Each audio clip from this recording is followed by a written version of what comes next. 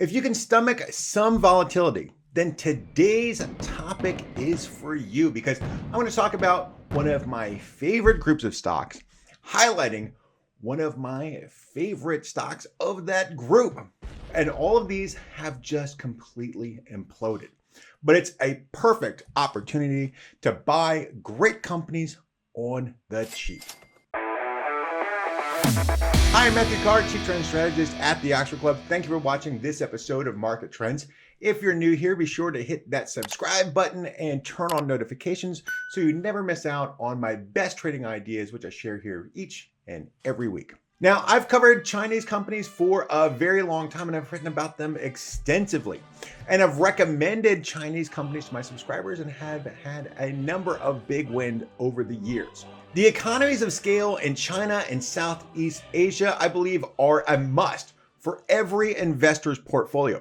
There are growth stories there that you cannot find anywhere else on the planet. But there is a caveat: political risk, not just from China itself, but also the US. More importantly, this isn't something new that's emerged only in recent years, like we're seeing now, but it's been part of the Chinese stock story for the last couple of decades. That means Chinese stocks are going to be subject to extreme volatility at times, like we're seeing right now. But I think these offer the greatest opportunities for mass rewards. Good companies are being pulled down along with the bad, but there is opportunity among this wreckage. That's what we always have to remember. Bilibili, ticker symbol BILI, which I did cover here last year on this channel, is one of the leading online entertainment platforms for younger generations in China. Hey, like I said, if you like anime, Bilibili is the stock for you. Otaku! Otaku? I've never seen one! It's had some rough couple of weeks because of the carnage that's taken place in Chinese stocks. In fact, in July, just that month, shares of Bilibili's tumbled 30%. They were collateral damage from the fallout at Didi, Full Truck Alliance, and Kunzu, as well as the online education stock implosion that took place in China. But here's the deal: Bilibili has nothing to do with any of those woes. The company launched its first website in 2009 as a community for anime, comics, and gaming fans. It's since expanded to launching mobile video games, hosting user-created content, broadcasting live events, and offering this whole array of entertainment options. It's this massive multimedia platform in China that just continues to get bigger and bigger. In 2019, Bilibili announced a partnership with Sony's American anime distributor, Funimation, to license anime titles in the US and China. Last year, Sony then purchased $400 million worth of shares of Bilibili and announced an expanded deal with the Chinese online platform. The company then inked a 3-year strategic partnership with Riot Games, the publisher of League of Legends. This gives Bilibili exclusive rights to broadcast the esports events in China until 2023. As a reminder, esports is a multi-billion-dollar opportunity. And the largest global market at the moment is China. But the opportunity stretches, well beyond that. As I highlighted again, last year, Bilibili believes China will become the largest online entertainment marketplace in the world. Now, since it's one of the most populous places on the planet, that's not too hard to imagine. So, that's not like this big stretch. So when we look at the numbers, there's a lot to be excited about here, right? In the first quarter, Bilibili reported revenue increased 68% to $595.4 million.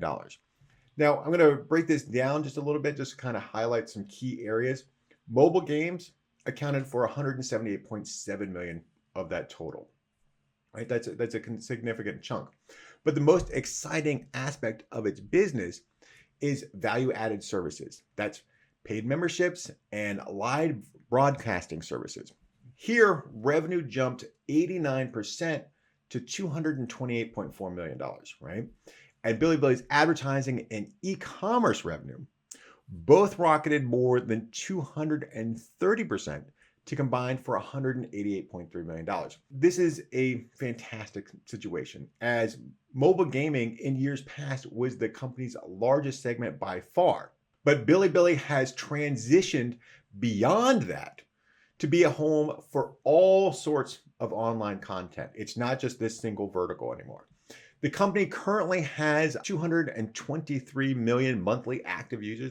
That's a fantastic audience. And the outlook is exceptionally bright. On August 19th, the company will release second quarter results. Expectations are for revenue to surge 69.9% to $662.4 million with a loss of 41 cents per share. Here's the takeaway.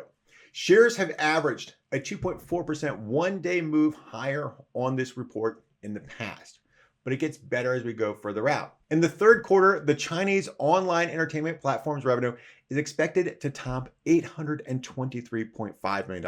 And on top of that, this has been a well-received report over the years, with shares averaging a one-day jump of 9.8%. At the moment, shares of Bilibili are 45.9% below their 52-week high of $157.66.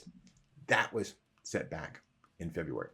But with the projected growth over the next 2 quarters, this just makes the company's shares look even more attractive. Not to mention, in the months ahead, we have the busiest time of the year for Chinese companies with Singles Day in November. This is always a record-setting, online holiday that's become this epic cross-platform event. That's a perfect setup for this discounted company, and why I think Bilibili shares look exceptionally attractive right now. Well, I'm Matthew Carr, Chief Trend Strategist at the Oxford Club. Thanks for watching this episode of Market Trends.